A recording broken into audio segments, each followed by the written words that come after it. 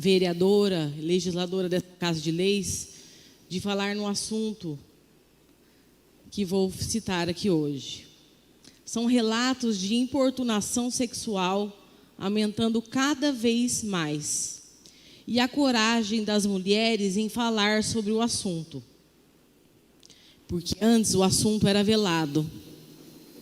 As mulheres não falavam sobre isso, elas tinham medo. Meu microfone está falhando.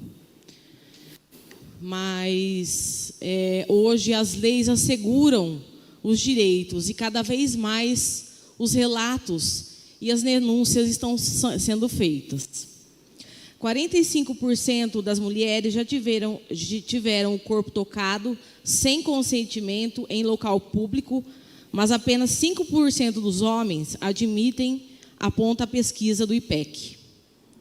Levantamento feito com o Instituto Patrícia Galvão aponta que 4 em cada 10 mulheres já sofreram importunação sexual e viveram situações de controle e violência doméstica, mas poucos homens assumem essas práticas. Lógico, não generalizando, né? Não são todos.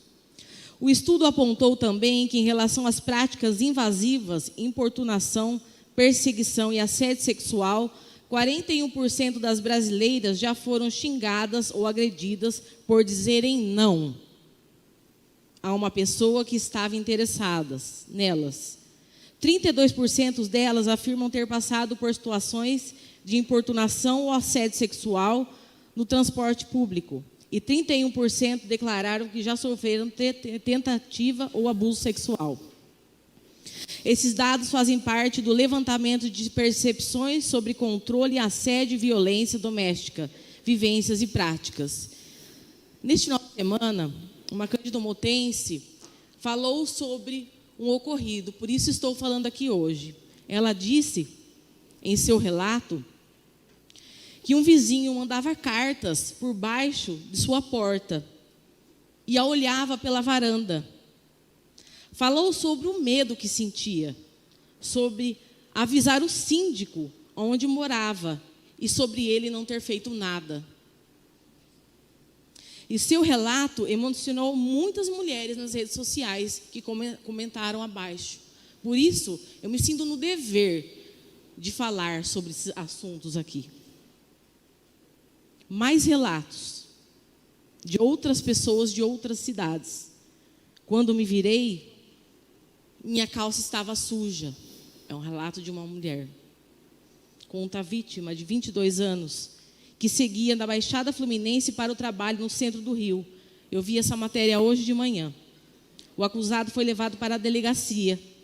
E foi a coragem de uma passageira que fez com que o criminoso fosse preso. Diariamente, muitas mulheres são vítimas de importunação sexual nos transportes públicos e o problema não está somente dentro dos vagões, ônibus, mas também do lado de fora. No dia do abuso, a diarista Lucila, de 46 anos, estava sentada num banquinho em que leva para viajar nos trens todos os dias. E aí, ela conseguiu socorrer esta mulher. Também ocorreu na última sexta-feira, dia 14, de acordo com o registro de ocorrência, a cirurgiã dentista Laís Aguiar, também vi isso no noticiário hoje de manhã, estava acompanhada do marido e amigos e foi ao banheiro num posto de gasolina, onde uma pessoa foi com o celular a filmar, tirar fotos. Então as pessoas têm que entender que basta de ocorrer essas importunações e essas violências sexuais contra nós mulheres, contra adolescentes, contra crianças e contra idosos. A violência sexual é a mais cruel forma de violência, depois do homicídio, porque é a apropriação do corpo da mulher. Isto é, alguém está se apropriando e violentando o que mais de íntimo nos pertence.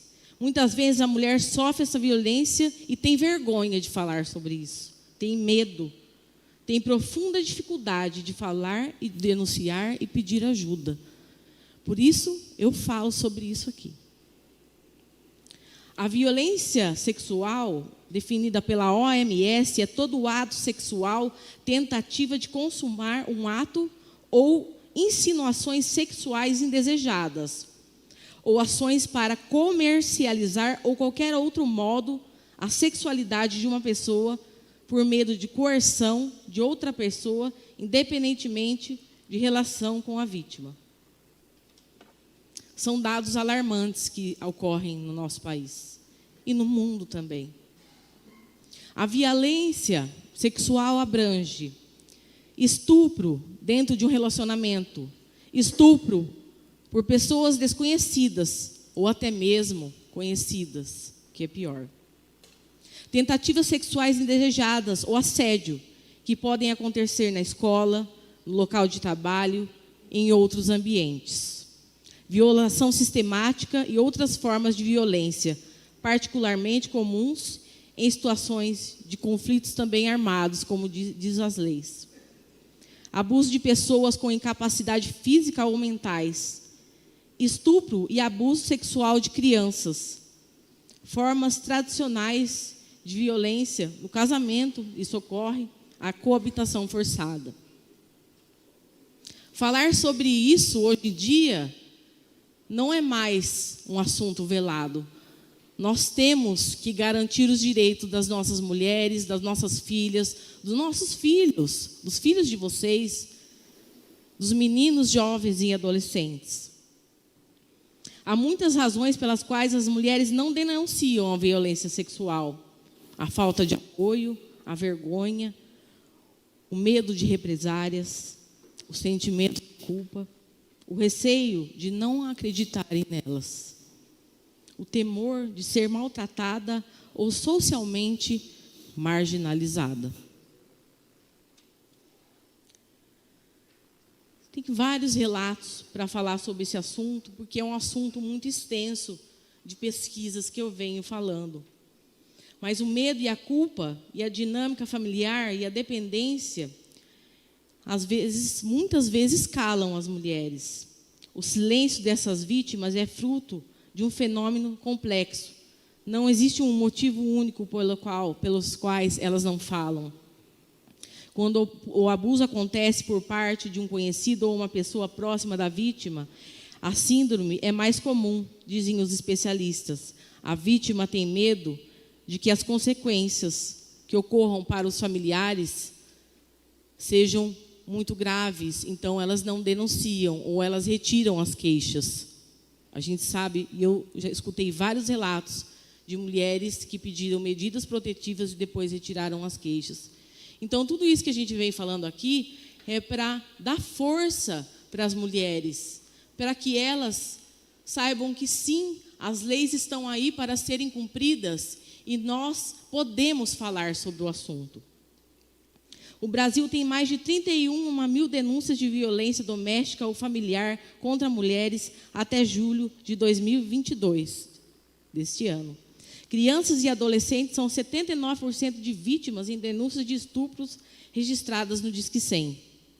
Dados da Ouvidoria Nacional de Direitos Humanos são dos primeiros meses de 2022. O número representa um aumento de 76% em relação à denúncia de estupro contra o público infanto-juvenil.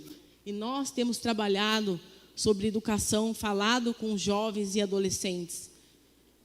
E nós estamos vendo e ouvindo relatos de professores e pais preocupados com esse assunto. Por isso, nós fizemos algumas leis para que esses temas sejam levados para falar nas escolas sobre depressão, sobre ansiedade na adolescência e na infância. São muitas coisas que eu gostaria de falar aqui. São muitas leis novas, a Lei 14.432, que institui a campanha Maio Laranja, destinada à promoção de ações de enfrentamento à violência sexual contra crianças e adolescentes, importunação sexual. A Constituição Federal tem muitas leis. Nós temos o Instituto da Criança e Adolescente, e onde muitas denúncias podem ser feitas também no Conselho Tutelar, Código Penal, atentado violento ao pudor, corrupção de menores e pornografia infantil. Então, são esses temas importantes que temos que falar aqui na Câmara. Muito obrigada a todos por ouvirem os relatos.